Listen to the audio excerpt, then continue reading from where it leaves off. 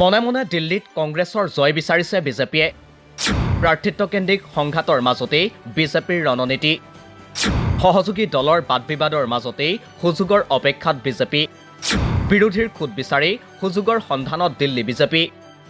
দিল্লী বিধানসভা নিৰ্বাচন অনুষ্ঠিত হ'ব আগন্তুক 5 ফেব্ৰুৱাৰীত। দেশৰ ৰাজধানী দিল্লীৰ নিৰ্বাচন যিমানেই কাষ চাপিছে সিমানেই আকৰ্ষণৰ কেন্দ্ৰবিন্দু হৈ পৰিছে। দিল্লীৰ প্ৰেক্ষাপট আকৰ্ষণীয় হোৱাৰ মূল কাৰণেই হৈছে এইবাৰ নিৰ্বাচনত স্বয়ং বিজেপিয়ে বিচাৰিছে কংগ্ৰেছৰ জয় হোৱাটো। কিন্তু কংগ্ৰেছৰ গাদী দখলৰ বাবে এই ইচ্ছা কৰা নাই বিজেপিয়ে। ইয়াৰ আঁৰত আছে বিজেপিৰ বিশেষ অংক। ইয়াৰ মাজতে দিল্লীৰ ৰাজনীতিত এইবাৰ NDA মিত্ৰজোঁটতো জটিলতা আহি পৰিছে। কাৰণ NDAৰ সহযোগী দল হিচাপে লোকসভা আৰু মহাৰাষ্ট্ৰৰ বিধানসভা নিৰ্বাচন খেলা NCPৰ অজিত পাৱাৰে এইবাৰ 41খনকৈ আসনত প্ৰতিদ্বন্দ্বিতা কৰাৰ সিদ্ধান্ত গ্ৰহণ কৰিছে। ঠিক একেদৰে NDAৰ আন এটা সহযোগী দল ৰিপাব্লিকান পাৰ্টি অৱ ইণ্ডিয়াৰ ৰামদাস আথৱালে মোদী চৰকাৰৰ কেন্দ্ৰীয় মন্ত্ৰী হৈ থকাৰ স্বত্তেও বিজেপিৰ বিৰুদ্ধে থিয় কৰাইছে 15গৰাকীকৈ প্ৰাৰ্থী। বিশেষকৈ অজিত পাৱাৰে এইবাৰ নিজৰ ঘৰলৈ ঘূৰি আহি শাৰদ পাৱাৰৰ সৈতে মিলিত হোৱাৰ ইংগিত প্ৰদান কৰিছে বুলিও চৰ্চা চলিছে। ইফালে ইণ্ডিয়া মিত্ৰজোঁটত থকা আম আদমী পাৰ্টিও নাচুৰবান্দা। অৱশ্যে দিল্লীত আপৰ যিহেতু চৰকাৰ আছে তেনে সময়ত অধিক সংখ্যক আসনত প্ৰতিদ্বন্দ্বিতা কৰাটো অমূলক বুলিও ক'ব নোৱাৰি। ইয়াৰ মাজতে এইবাৰ ৰাজনৈতিক বিশ্লেষকসকলে নতুন মূৰৰ ইংগিত প্ৰদান কৰিছে। সেই অনুসৰি 2008 চনত 40% ভোট শ্বেয়াৰেৰে 43খন আসন লাভ কৰা কংগ্ৰেছে 2013 চনত লাভ কৰে 24.70% ভোট লাভ কৰি 8খন আসনলৈ অৱনমিত হয়।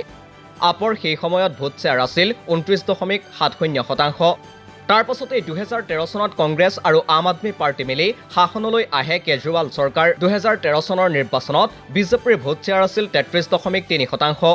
অৰ্থাৎ ভোট শ্বেয়াৰলৈ লক্ষ্য কৰিলে সেইবাৰ কংগ্ৰেছ আৰু আপে একেলগে অৱতীৰ্ণ নোহোৱাহেঁতেন বিজেপিয়ে জয়ী হোৱাৰ সম্ভাৱনা আছিল।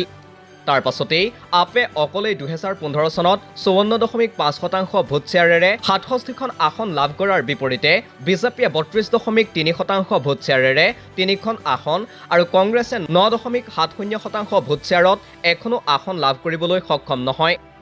2020 চনৰ দিল্লী নিৰ্বাচনত আপৰ সামান্য ভোট শ্বেয়াৰ হ্ৰাস পায় আৰু আসনৰ সংখ্যা 62খনলৈ হ্ৰাস পায়। কংগ্ৰেছে সেইবাৰো এখনো আসনত জয়লাভ নকৰিলে। বিপৰীতে বিজেপিয়ে পূৰ্বৰ ভোট শ্বেয়াৰতকৈ আগবাঢ়ি 38.7% ভোটেৰে 8খন আসনত জয়লাভ কৰে। শেহতীয়া দিল্লীৰ বিধানসভা নিৰ্বাচনৰ ভোট শ্বেয়াৰৰ ওপৰত হিচাপ কৰি এইবাৰ বিজেপিয়ে লৈছে কৌশলী ৰণনীতি। তেওঁলোকে এইবাৰ ঘূৰি গৈছে 1993 চনৰ নিৰ্বাচনী প্ৰেক্ষাপটলৈ। সেই নিৰ্বাচনত বিজেপি আৰু কংগ্ৰেছৰ মাজত কঠিন প্ৰতিদ্বন্দ্বিতা হোৱা দেখা পোৱা গৈছিল। অৱশ্যে কংগ্ৰেছতকৈ অধিক ভোট শ্বেয়াৰ লাভ কৰি সেইবাৰ বিজেপিয়ে শাসনত বহিছিল দিল্লীত। এইবাৰ আপৰ ভোট কংগ্ৰেছৰ দ্বাৰা কাটি বিজেপিয়ে বিজয়ৰ নক্সা তৈয়াৰ কৰিছে বুলি চলিছে চৰ্চা। NDAৰ মাজত থকা প্ৰতিদ্বন্দ্বিতামূলক যুঁজ আৰু আনফালে ইণ্ডিয়া মিত্ৰজোঁট আৰু আপৰ মাজত থকা প্ৰাৰ্থিত্বকেন্দ্ৰিক সংঘাতৰ মাজত সেই সুযোগে সঁচাকৈয়ে অপেক্ষা কৰিছে নেকি বিজেপিলৈ সেয়া সময়ত নিশ্চিতভাৱে গম পোৱা যাব। নিউজ ডেস্ক ৰিপোৰ্ট, দি ক্ৰছ কাৰেণ্ট।